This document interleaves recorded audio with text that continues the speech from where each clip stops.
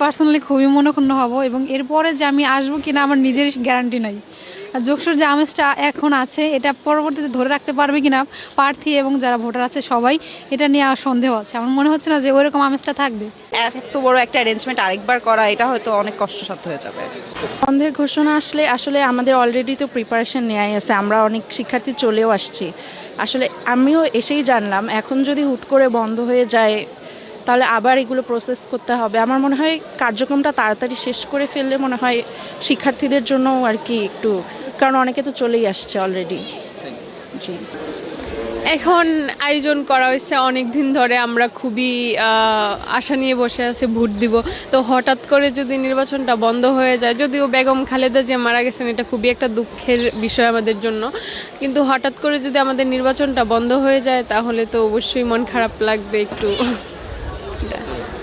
আমি আসলে বলবো না। নির্বাচন পরিস্থিতি সব অনেক অগ্রগতি আমরা দেখতে পারতেছি। এখন যদি এটা বন্ধ হয়ে যায়, সব স্টুডেন্ট এসে পড়ছে, তো এটা আমি একদম ভালোভাবে দেখতেছি না।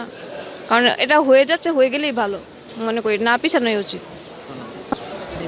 হ্যাঁ, আমরা এত কষ্ট করে অনেক দূর থেকে তো আসছি এখানে, কারণ হচ্ছে হল নাই, তো এত দূর থেকে এত শীতের মধ্যে আসছে। এখন আমরা সবাই ডিসঅ্যাপয়েন্টেড হয়ে যাবো, পরের দিন হয়তো বা আমরা আসতে চাইবো না। এটাই আর কি, না বন্ধ হোক এটাই চাই আমরা। জি, থ্যাংক ইউ। আমি এখনো পর্যন্ত এগুলো শুনি নাই, আমি তো সুন্দর মতো ভোট দিতেই ঢুকলাম। এখন তো 9টা থেকে শুরু হবে, আশা করা যে হবে। এখন ওই বিষয়ে আমি আর কিছু জানি না।